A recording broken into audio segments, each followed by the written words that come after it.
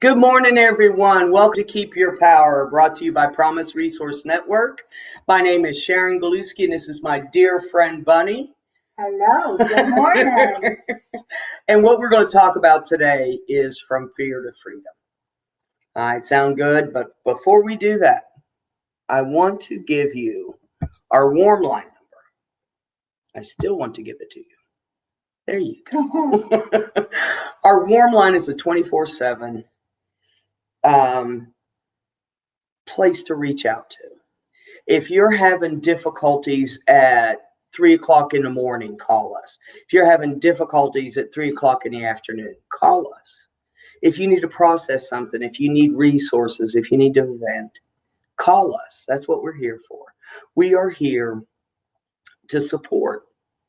And I guarantee you the people that are on the warm line are good listeners.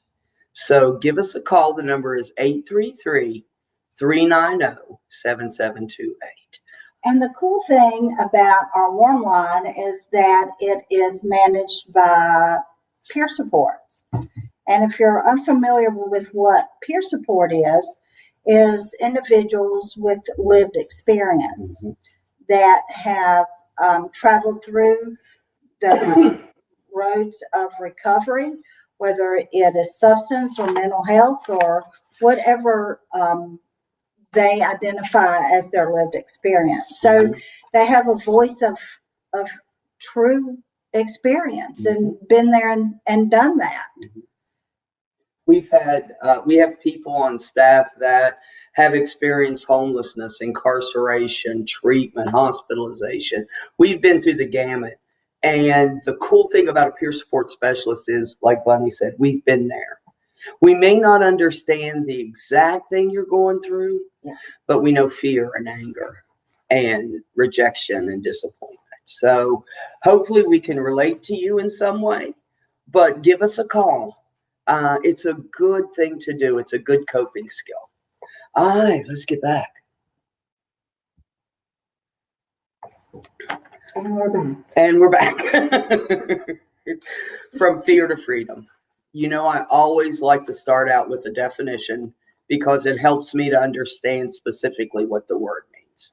Okay, that's just me. I don't know. Y'all just put up with it. Fear, an unpleasant emotion caused by the belief that someone or something is dangerous, likely to cause pain or a threat. Right? So it's that emotion that creates an understanding that we're in trouble, that we're in danger, right? So that we can take action, right? Fear is something we all experience from time to time. A certain amount of fear is a good thing and can enhance our ability to perform by causing us to pay attention and put forth extra effort. If you see a bear, it is good to be afraid, okay? There are certain things that we're hardwired for, right, with fear. And well, fear is healthy. Fear is something that from caveman time, fear kept them more alert. It kept them safe, and they utilized fear in order to survive. Absolutely. We need fear. It's just like any other emotion, right? Joy, peace, anger. We need all these things, these emotions that we get naturally. So we want to understand more about how we can use this. You know, I love it. It says to pay attention and to put forth extra effort. When I am in fear, I need to be aware, right? I need to pay attention to what's going on. Like Bunny said, the caveman needed to be, you know, they haven't had it a lot worse than we did. So they needed to be alert to certain things. And it's a natural emotion that we have, just like you said, sad, joy, happy, and fear is normal. It's natural. Absolutely. It says fear is hardwired in our brain for good reasons. Neuroscientists have identified distinct networks that run from the depths of our limbic system all the way to the prefrontal cortex and back. Feeling fear is neither abnormal nor a sign of weakness. The capacity to be afraid is part of the normal brain function. In fact, a lack of fear may be a sign of serious brain damage. If I'm not afraid of anything, that's not a good thing. Well, and that goes back to what you said, that sometimes I think that people think fear is a weakness. It's not. It can be a strength, and it's just like any other emotion we have, even the negative ones. If we can tap into the energy it creates, the paying attention, the being alert, then we can harness that energy and put it forth solution, right?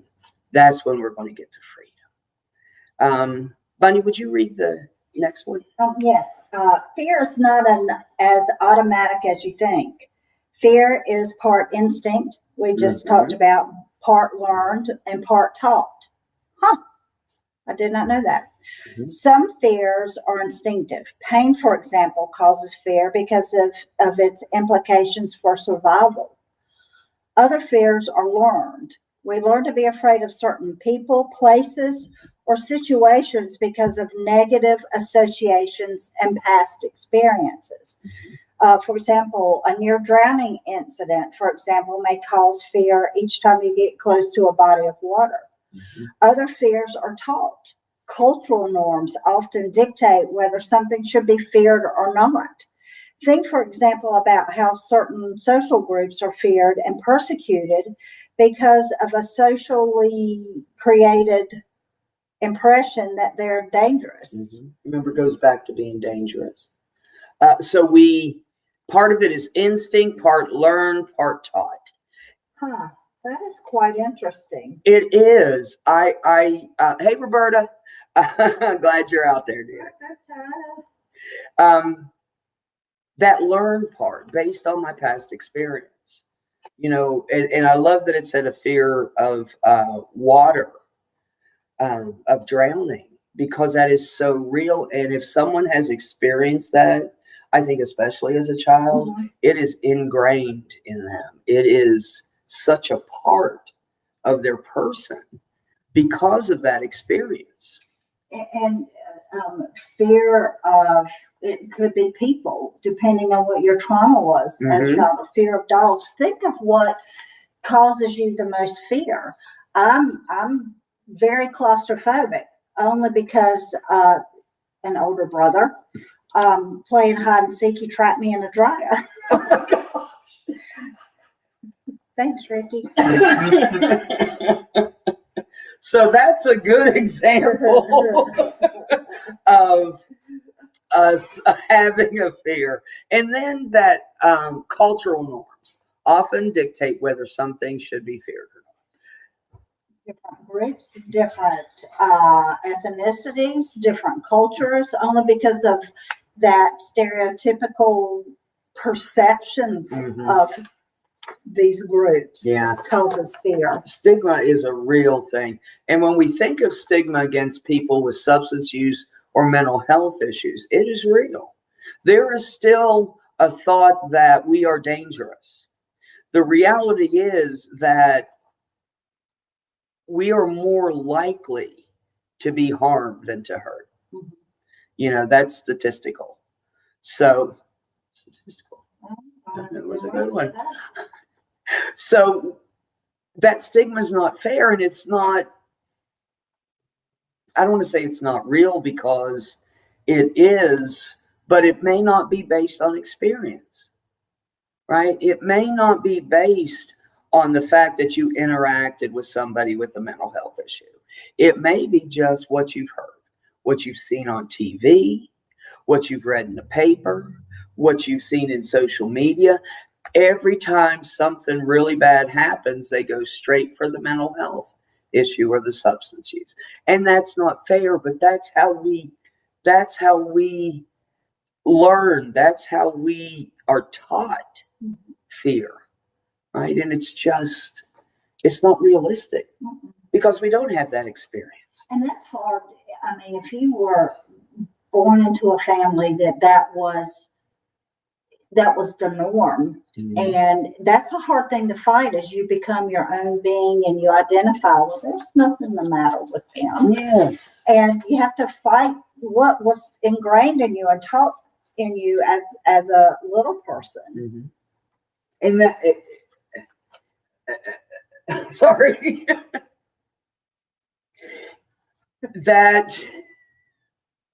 that stigma is so unfair, right? And the fact that people are afraid of us because they think we're dangerous is so unfair, right? But it is, and it is some people's reality.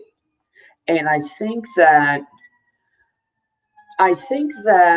we change and help each other through fear, one person at a time. When you come to know me, a person with a mental health issue, a person with a substance use issue, it's harder to dislike me and put me in that group because you may say, well, Sharon's all right. Maybe everybody else is all right too. So who do we got in the house? We've got Skylar. We've got Kim Porter. We've got Aaron. Thank y'all for being here. So there's a difference between anxiety and fear too, right?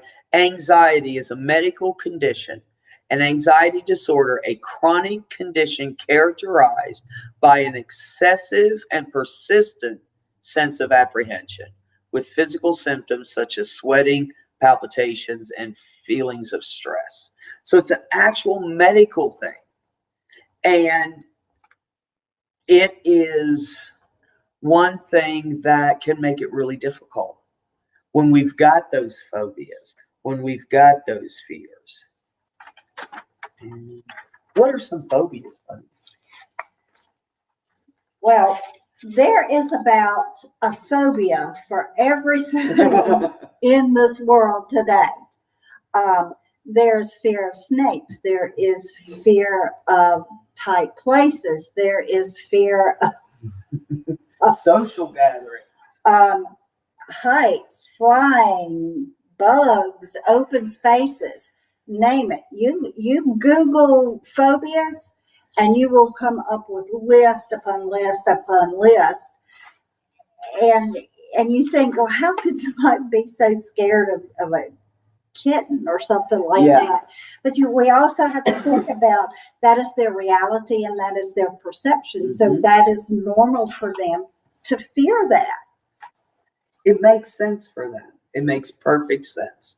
And sometimes it's based on experience, and sometimes it's just a part of us. Right? So I like this. It's useful to think of phobias as a learned response to a particular stimulus, thing, or a situation. Absolutely. It is, like it said, the palpitations, the sweating, we may turn red, we change. That fear becomes an actual physical thing. And if you experience anxiety, it can be devastating. It could be debilitating. This is phobias and all the anxieties which accompany them are evolutionary programmed. This means it's not your fault. After all, we inherited the ability to fear specific things from our ancestors who depended upon these fears to teach them how to survive. To overcome your phobia, you need to slowly become exposed to the thing you fear with a support person. Absolutely. And for me, I had this experience where I had to be exposed over and over and over again to something I was really afraid of. And it was incredibly difficult the first time and the second time and the third time. But I would sit in a parking lot and I would sit there for 15 minutes and then I would go. And the next day I would lengthen that. And the next thing was I'd get out of my car. I wouldn't go in, but I'd just get out of my car. And slowly I worked my way back into where I wanted to be, but where I felt I couldn't be. right? So that's that exposure therapy that we could do that lessens the anxiety because the experience is different now. As long as it keeps you don't put yourself in a dangerous situation. Let's say you have a really tough fear of dogs, maybe because you might have been bitten when you were little, and sometimes that exposure may not be a good thing for you. But I think that the other thing, if you can't work yourself into it, is recognize and come to terms that I have a fear of dogs. This is because of maybe being bitten, and to understand that and own that and share that. I had a friend, I was doing something and I asked her to go let my dog out. I gave her the key and everything, let my dog out. Found out later she was terrified of dogs. She was not the one to ask. Like, I have a phobia of snakes. Yeah. I am not gonna get close to a snake. I know I don't like snakes, and I am not gonna introduce myself and slowly get used to it. But there's some people that love snakes. And right. Like put the boa constrictors around. I'm with you. I don't understand it, but but that's just the difference between us. Based on our experience, just like our triggers, just like our warning signs. It's specific to us and our past experience. Like Bunny said, if I've got a fear of snakes, that there's probably a good reason for it. There is a good reason for it because there's snakes. I will not slowly be exposed to a snake to get over that fear. Because you're not motivated to. No. And you feel that it's a really good fear, and there's nothing wrong with those. I don't even like to see them in cages or aquariums. Yeah. Okay, and we're back. Okay, we're back. Okay. So, everybody's saying good morning, good morning, good morning out there, everybody. Good morning. So, to the solution.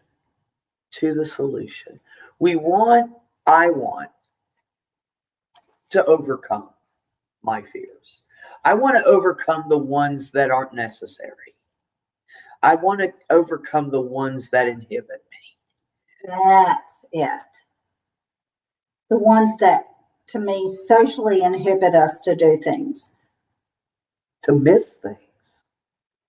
If I've got a little bit of a social anxiety, which makes no sense because I talk in crowds all the time. But when I'm in big crowds, it kind of freaks me out. Right? So that is, I don't need to go to Concord Mills at Christmas time. That's just something I know about myself. And when I know these things, I can begin to make choices. Right? Is this fear really harming me? Is it keeping me from things that I want to do, things that are good for me or more beneficial? To take a look at how this fear affects us and infects us, right? And to see if that's something that we can do something about if we choose. Like Bunny says, she's got no desire to get over her fear of snakes. It's like if you take your fear of drowning, that's legitimate. And if you try to ease yourself into water, your anxiety, your fear, and what happens to our body physically when we're so afraid of something prohibits us to really kind of think logically. So if that fear of water and of drowning is that huge for you, then it's okay. You have to keep yourself safe. Yes, physically, mentally, and emotionally, right? Okay, so I want to give the definition of freedom. I love this. The state of not being imprisoned or enslaved. Wow, imprisoned or enslaved. I spent a lot of time in the prison of my mind. Stuck in these patterns of fear, which a lot of times caused anger with me, or sadness. It's sometimes a hard fear or a hard feeling to recognize. because of, I don't know, I go to anger quicker than I go to fear. Fear is covered up by anger, Ah, and that is just one of the natural things. it protects us. Yes. Yes. When I'm afraid of something, sometimes I need to get angry to protect myself, to avoid a situation that may be dangerous. Right. So I love the freedom. I love the concept that we can be free of these fears. And that's a beautiful thing. When I got into recovery, I began to understand the bondage, the imprisonment, and the enslavement. Right? I was controlled. Fear had my power. And that's what we talk about, the power that we lose and the power we can gain. Let's see. Roberta says, you guys just gave me the motivation to get out of bed. Oh, I was in a dark place today. Absolutely. That fear of getting out of bed is a real thing. I've experienced that where it's just so hard. And you're so fearful of something that it totally makes you freeze. You don't know what to do. Absolutely. Absolutely.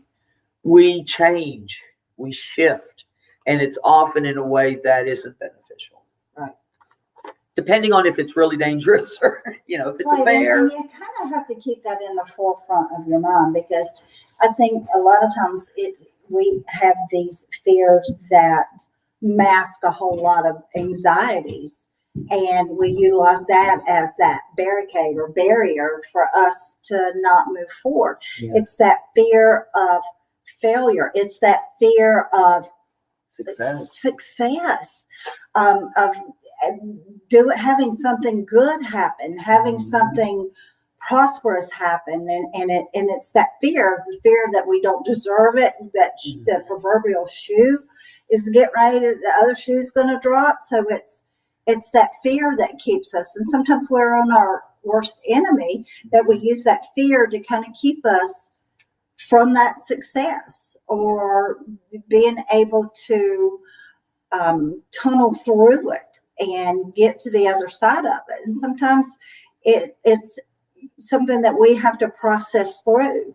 And it's like you said, I love how you have to baby step through this. Mm-hmm. And really, it's a self-reflection.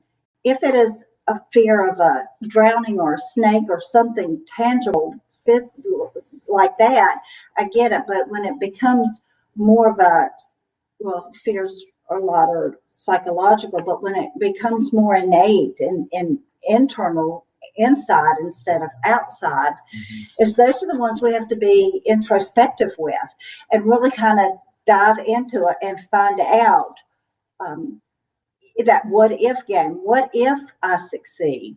Or what if I don't? What is the worst case scenario? And we have to have that faith over that fear.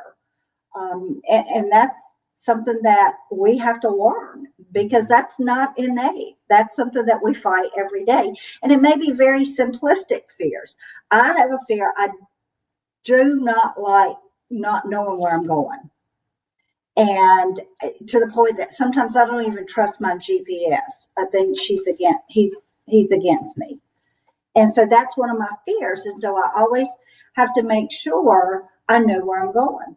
Mm-hmm. And if there's a detour or anything like that, I have to stop. I have to breathe. I have to ground myself, because I really get very anxious. Mm-hmm. And, my husband wants to go on trips and he wants to meander and do that. And I'm trying so hard to go, okay, but I have to know where I'm going. And I don't know where that comes from. And that's something that introspectively I've got to learn. But that's a fear that is overriding something that could be fun and to explore and to things like that. And so that's something I've got to work through. Absolutely. And that's by choice. Mm-hmm. The things I choose to be free of, right? Remember, it's in us, we learn it or we're taught it. And there's always a why behind a what. I truly believe that. I don't necessarily need to know the why, as long as I get to changing the what. If I have that fear because of a near drowning experience, right? That's the why. The what is I avoid at great lengths any body of water, right? Learned, taught, or in us. And it is possible to change. And that's the beautiful thing about recovery. Every day we get a new adventure. And if I can think of things as an adventure rather than, but it's so hard to flip it because that fear is so ingrained in us, right? Even the fear to the freedom, even if we still have that fear, it's the freedom of our mind going, it's okay. Mm-hmm. It's okay. I understand it. So it's that freedom over that fear, that faith over that fear, that it's okay as long as it doesn't danger somebody else or myself. But to me, it's the pure recognition of I have this fear and I got to figure it out. And if I can't figure it out, I will have somebody help me figure it out. We don't have to do it alone is a beautiful thing.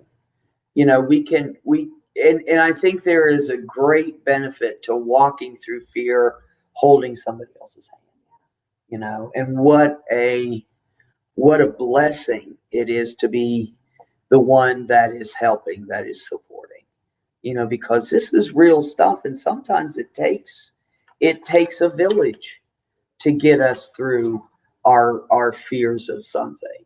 Hey, Darlene. Darlene's in the house. Well, I mean, even in what 2020 brought us, and 2021's bringing us, is it brings on a whole different scope of fears. Mm-hmm.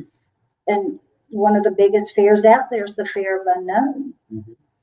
The fear of leaving our homes has become a great thing now. Right. Because we have been homebound and have had to change a tremendous amount of things within our personal space and our outside space.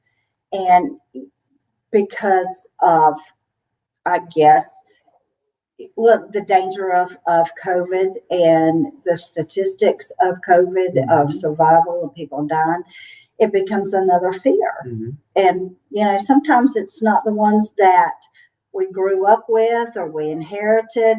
These are brand new fears that are coming up. And I guarantee that what you're fearing, other people are fearing it as well. Yeah. Like not getting gas. Like not getting gas. Absolutely. Running out of gas. Yeah. Let's add another layer here. Let's make it a little bit different than 2020. There you go. Have a whole different level of fear. We went from toilet paper to gas. That's right. I love the freedom.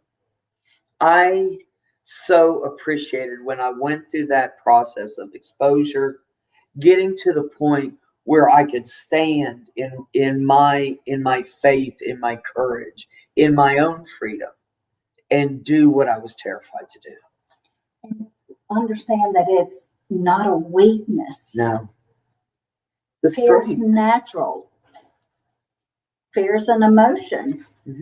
Just that when you're happy, why are you happy? If you're sad, why are you sad? If you have fear, what's causing your fear? And when we can dissect it, it becomes easier to handle. It's like you said, identify it and begin to and choose to do something different. And, we have a tendency to dissect some of those emotions, that sad and that fear. I think it's important for us to dissect when we're happy. Why are we happy? What is making us happy? And hold on to that. And so when we get in those spaces where we become fearful or sad or things like that, we have to remember that there are times when we were happy. Yeah. And remember those times so you can pull what was causing that happy. It gives us some quotes here. It says, "There's a strange comfort in knowing that no matter what happens today, the sun will rise again tomorrow. The struggles we endure today will be the good old days we laugh about tomorrow." That is so true. Those things that terrified me are now I can laugh at them because I'm on the other side of them. Because you have freedom from Yes, that. absolutely. All right, some of the things we can do. We can educate ourselves. We are afraid of nothing so much as the unknown. If your fear is based in lack of information, then get the information or knowledge you need to examine the situation based on facts rather than speculation. And get the facts. That causes this mass hysteria because we don't have the facts. Mm-hmm. And it's that Chicken Little. Yeah. Is that we listen, and because I feel like sometimes media doesn't, they like to, my personal opinion, like to cause that hysteria. Mm-hmm. But if we really look at the facts of so for example, right now, the gas situation, it's coming to an end. I mean, there's lots of places that are opening up, and it's listening and really educating yourself on those facts. Because I think the more that you have that under your belt, I think it helps dispel that fear or not make it as big when you really understand the facts of it. We don't know the unknown, but whatever is perpetuating in our brain that's causing that fear is to find out about it. Educate yourself. Understand it. And get the real information. Right? You can Google stuff and get the most off the wall media, social media, all these things I think especially at the beginning of COVID was so intense that it just blew up fear in people. That fear of, contracting COVID, the fear of other people, the fear of leaving our homes. It very real, and it's based on what we get from the information we get around us. But if I get the facts, if I can get the facts of a situation, it's a lot easier for me to deal with it. Bunny, will you read the next one? Okay. I'm jumping all around. Prepare, practice, role play. That is something that Sharon introduces in a lot of her classes.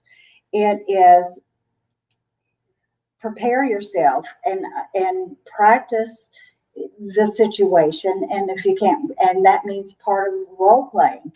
The long-standing top fear in the U.S. is public speaking. In many surveys, death itself ranks in second place to standing in front of a group of people.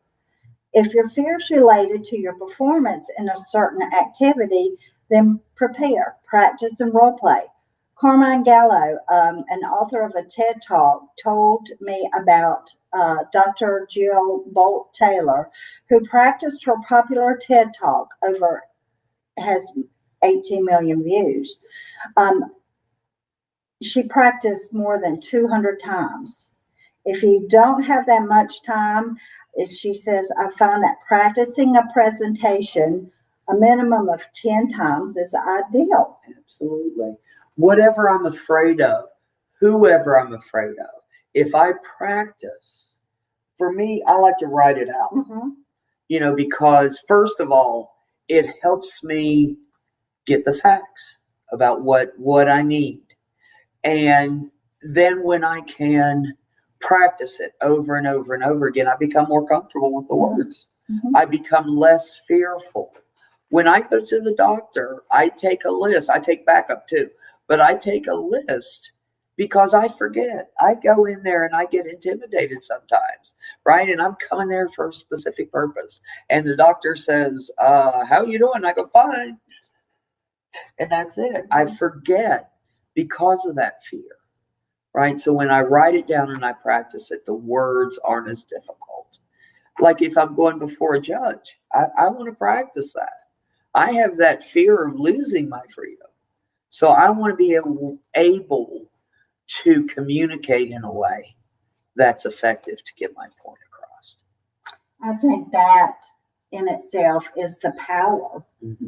the complete power that you have in order to maneuver through that fear, is understand that I have it, what it does to me, and recognize it. And if I'm in a situation where I have to do something that causes me great fear, it is get ready for it and practice it over and over and over again. You know how I love a plan? I love to plan. And like you said, not knowing where you're going, part of that is not planning. If I can plan to do something different, if I can plan to face that fear, it makes a big difference in my world. All right. Visualize success. Athletes may imagine the success completion of a physical task thousands of times before achieving it. This mental mapping ensures that when the body moves, it's more likely to follow its preordained path. The same practice will prepare you to succeed at whatever you're trying to achieve. So we see it. Not only do we practice it, but I put it out there. This is what I want, and this is how I'm going to do it, right? To visualize is so powerful because it allows me to be comfortable. It allows me to get more and more comfortable with whatever's causing me angst. Would you read the next one, Bunny? It says, gain a sense of proportion. How big of a deal really is the thing you're afraid of? We sometimes get so caught up in the success or failure of a particular quest that we lose sense of where it fits in with everything else that we value. Ask yourself, what's the worst thing that can happen? Sometimes the reality is bad, but often you might find that the fear itself is worth more than whatever it is that you're afraid of happening. How many times have you have feared something, had a situation that you have run in your mind and you've played it to the worst case scenario. Mm-hmm. And when you have to do this or talk to somebody or whatever the case may be, you get on the other side of that fear and you go, it wasn't as bad as I thought it was. What was I thinking? And we wasted such precious energy and mind power and angst and time fearing something that we have manifested to be far worse than it is. And when it comes to fruition, you just kind of go, that was useless. That time wasted, absolutely. That power wasted. That power wasted. Absolutely. Absolutely. And what's the worst that can happen? Now, sometimes there are some significant things, but when I visualize, and that's where I get it from, I visualize the negative fear over and over and over again. They're going to say, I'm going to do, I'm going to experience. And it causes me, in the same way I can practice courage, I can practice fear. And it is, the more I practice, the better I get at it, and the more I'm impaired by it. Your brain is going to take you where you think about the most. Mm-hmm. Absolutely. Absolutely. So it says, get help. Whatever you're afraid of, is it something that you have? Is it something you have to do alone? Can you find a mentor or support group to help you through it? Athletes have coaches. Students have teachers. Sometimes friends, even if they have no expertise in the area you're struggling with, can provide the needed support to face our fear. Someone who has been through it before is so helpful to me. Yeah, that's the next one. It's following others. I Mhm. love it. Find a recipe. Are you doing something that has never been done, or can you follow the footsteps of someone else who has accomplished it before? I love it. I love it because it is by that example, it is by holding each other's hands as we walk through our fear, our anger, our sadness. But if I'm not alone, I'm more courageous. Yeah. Because I've got more energy. I've got more power because the person beside me brings their own strengths, right? And sometimes when I feel that I'm weak, the strength of another person helps me. Yeah. Can you read the last one, buddy, since I'm drinking? You know this is me. Have a positive attitude. In Brian Tracy's book, The Power of Self-Confidence, become unstoppable, irresistible, and unafraid in every area of your life. He asks, what would you do differently if you were absolutely guaranteed of success in any undertaking? Would you try more things? Would you keep working long after hours, after others would have given up? People who have positive attitudes are successful because they keep trying. When others give up. Absolutely. Action, action, and more action, they told me. More action. I love that question. What would I do differently if I was absolutely guaranteed success? I would do a lot more, I think. But don't we have the capability and the aptitude to do that now? Absolutely. Absolutely. And it is through that attitude. They told me if I'm spiritually fit, I can go anywhere. Right. And if I'm not spiritually fit, this is just for me, it is difficult getting out of bed. Right. So for me, it's a physical, mental, emotional, spiritual thing.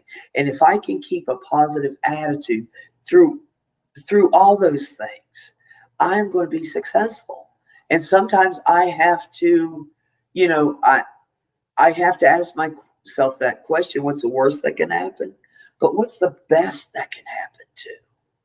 Right? So it is walking through. It is walking through what trips us up the most. But we don't have to do it alone. And we don't have to do it all at once. No. We could, like Bunny said, little baby steps. Fear of flying. You may just go to the airport for a long time. That's okay. However we face our fear as individuals, it's good. It's good. But I got to remember that I'm not alone today.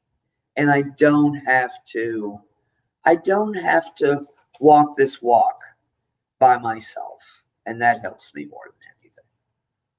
And that is where the power is too. Mm-hmm. Absolutely. The power in community.